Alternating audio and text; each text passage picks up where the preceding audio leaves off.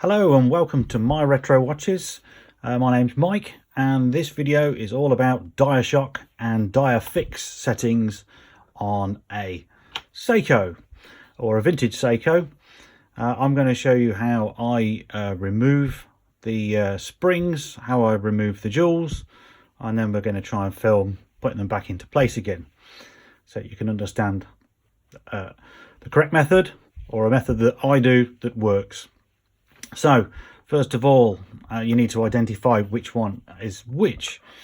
So a Diashock, if I can find it, here we are.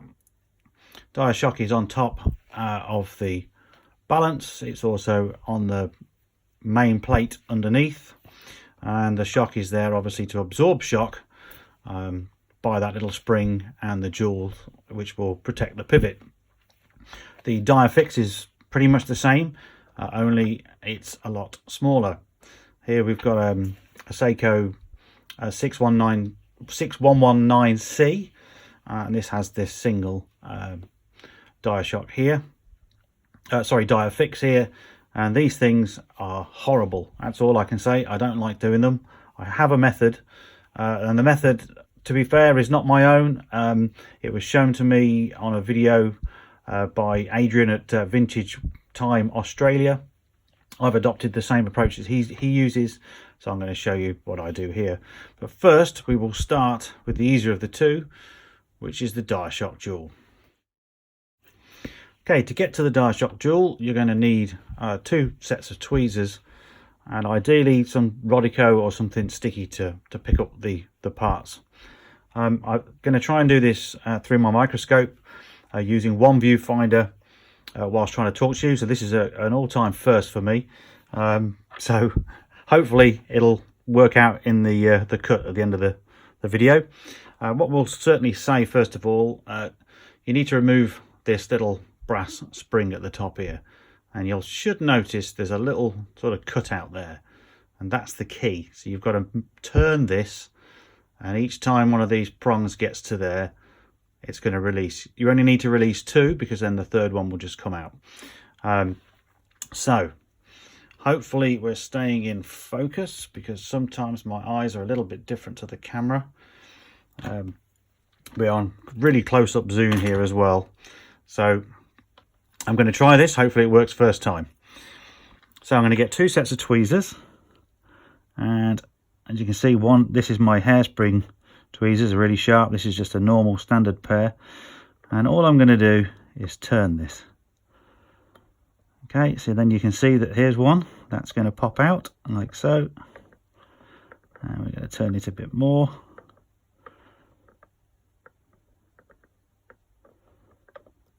There, the whole thing has just come loose straight away. This thing can fly, so just be careful, and always use, I tend to use Rodico. Rodico, you're nice and safe, and we can remove that setting like so. I've just put that on my bench. Then you need to get the jewel and you need to get the chanton out. Usually if you've not cleaned them, they come out together. We'll try. Yeah. So on this occasion, that's what's happened. So there we are. The setting is out. What you would then have to do is separate the jewel. Well, if you've already washed it, they should come out freely, but you'd separate the jewel from the chanton, and you would then oil the jewel and put it back in. So seeing as I'm doing this video on the fly, like I do everything on the fly, perhaps I'll try to see if I can do that on the microscope, because I don't normally just do the Diashock on the microscope. I do it all just with my visor on the bench. I find it a bit easier. On the microscope, if I have a ping moment, where that means something flying away due to my tweezers, I've got no chance of seeing it, whereas at least on my bench I have. So I'll just try and get these onto the microscope and you'll see what we have to do. Well then, okay, what you can see here is the cap jewel and the setting, the chaton, if that's the way you're supposed to pronounce it. I've turned that, the chaton, which is this, upside down. in preparation. And the cap jewel I've oiled, as you can see. It's got a little blob of oil in the middle there, maybe a touch too much. I didn't do that on camera because I haven't got the reach under the microscope. I like to use an auto oiler, and I have to come vertically down on it, and I just can't do it. So it gives you an idea of roughly how much oil to use. All we then need to do is to, and I'm going to try and do this. See, for you guys, it's all in focus. For me, it's not under my eye. So we just put that. I made a bit of a hash of that, but you'd put that on top like so, and then we're going to turn it over.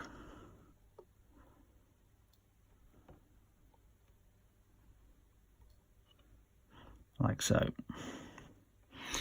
Hopefully that's in focus for you.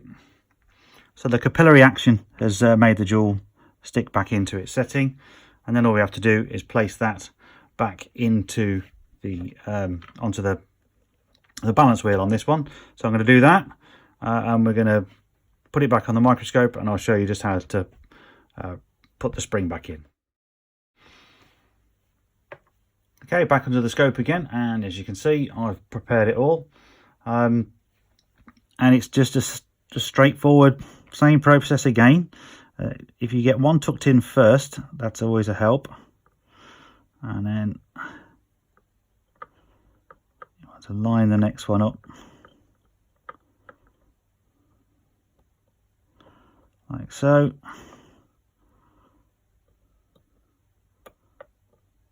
And then the third one goes in like that. Now obviously I've had a lot of practice at this, so they come pretty straightforward for me. I remember the first time I did one of these, probably took me about half an hour. Really nervous, and once I actually got it in right, I had to have a very stiff drink to calm myself down, it had to be said. Okay, so that's the Diashock. You would repeat the same process, of course, on the one at the bottom of the main plate.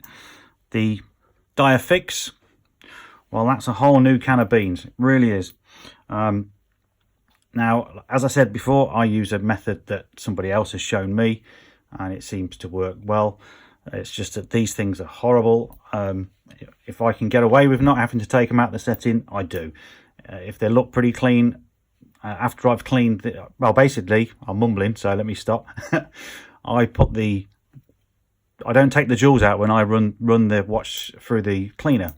I tend to clean the jewels afterwards if I need to. Certainly with Diashocks, if it looks clean enough under the microscope, then as far as I'm concerned, I'm good.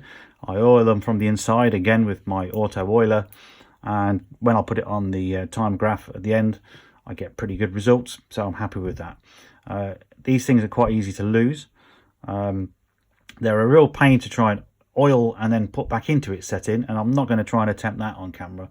All I'm going to try and show you is an easier way to take them out and put them back in again. So for this, we're going to need a little bit of Rodico setting up at the back. So I'm going to do that off camera because I need to put it on my bench to do it, and then I'll show you what I do. Right, here we go. So as you can see, I put Rodico at the back of the jewel. If I just move it away slightly, you'll see. So we have this sort of horseshoe shape with these little legs. Those are what hold it all in, the 3 points. So all I want to do is cover, so I've now took my Rodico off, but you want to cover those two back ones first of all, which I'll do again just off camera very quickly. Okay, so I've got the Rodico back into position again, and need to try and get it into focus a little bit for me. Hopefully, no, that's no good for you guys, is it? All right, there we go. Let's try that. So I'm going to use my sharpest tweezers. You can use an oiler at this point, and all I'm going to do is pull that tab back. There we go. It's released it, and I then want to carefully try to get it to come as forward as it can, and as you can see, the jewel is now stuck to the Rodico. So then you would take the Rodico away, of course, and put the jewel back in. I'm not going to do that. I'm just going to put it straight back in now.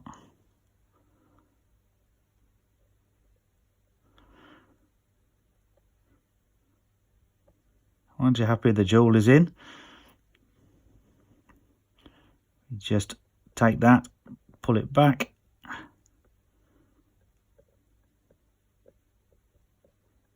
tuck it back in like so, and remove the Rodico. Hopefully you guys got that. It seems that for you focus is good, for me focus is bad. That's how I'd remove it and put it back in again. You're on your own trying to deal with getting that off the Rodico then and oiling it and putting it back in place. I'll save that for another few years when I've got a little bit better with these things. So look, that's how I tackle a Diashock and a Diafix. I'm going to go back into this because it's a better shot. Hopefully this has helped some of you guys out there. I know that one particular member left a comment in my last video asking when I might do a video on these. So here we are. I figured I'm still on the same 6119 movement that I'm rebuilding, so I may as well do the video while I'm at it. So hopefully you found this useful. If you have, please give me a thumbs up. I really do appreciate that. If you want to see more, subscribe, and of course hit the bell button, because then you'll be alerted to any new content that I've post. I've got quite a lot coming, a lot of ideas at least. It's just trying to get around to doing them. So stick with me guys, and thanks very much for watching, and I'll see you in the next one.